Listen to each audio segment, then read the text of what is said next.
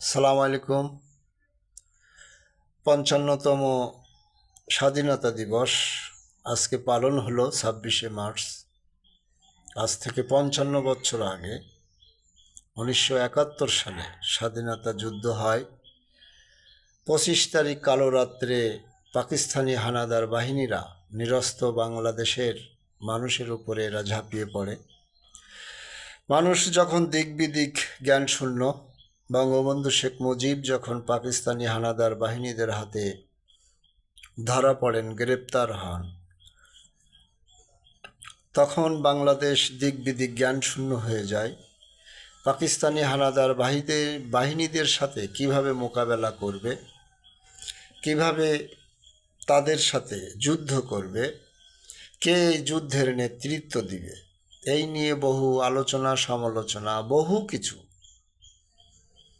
তখন শহীদ প্রেসিডেন্ট জিয়াউর রহমান নিজের পরিবারের কথা, নিজের কথা বাদ দিয়ে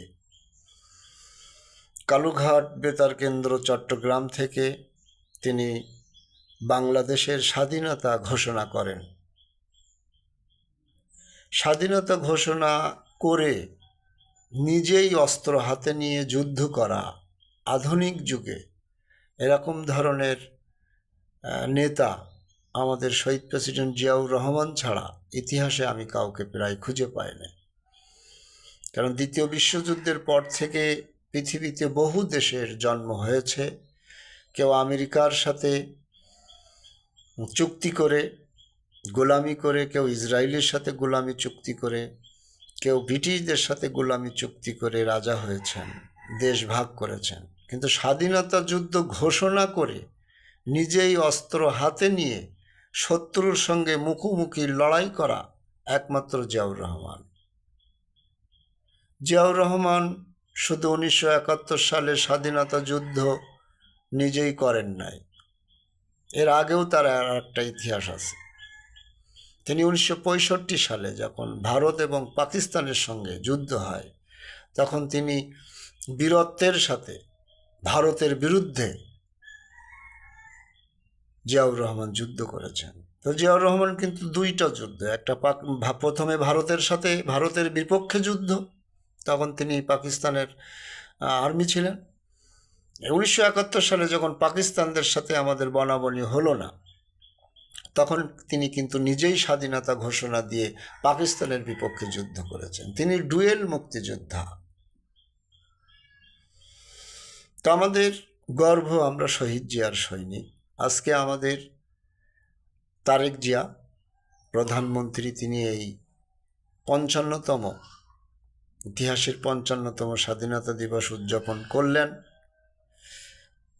তার সরকারের এই প্রথম স্বাধীনতা দিবস।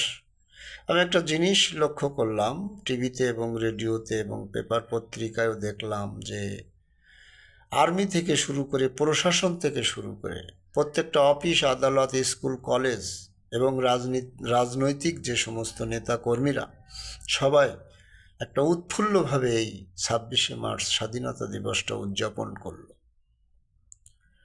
তো বন্ধুরা, শহীদ প্রেসিডেন্ট জিয়াউর রহমান আমাদের স্বাধীনতার ঘোষক। তিনি পরবর্তীতে রাষ্ট্রপতি হয়েছেন। তিনি আগে সেনাবাহিনীর প্রধান ছিলেন। তো জিয়াউর রহমান এমন একজন আমাদের নেতা, তার জীবনে কোনো কালিমা তার ভেতরে এবং বাইরে শরীরে কোথাও লাগাতে দেয়নি। তারই উত্তরসূরি, তারই পুত্র তারেক জিয়া আজকে আমাদের প্রধানমন্ত্রী। স্বাধীনতার আজকের এই দিনে আমরা জাতীয়তাবাদী দলে যারা বিশ্বাসী, আমরা সার্বক্ষণিক তারেক জিয়ার পাশে আছি। এই কামনায় আসসালামু আলাইকুম ওয়া রাহমাতুল্লাহ।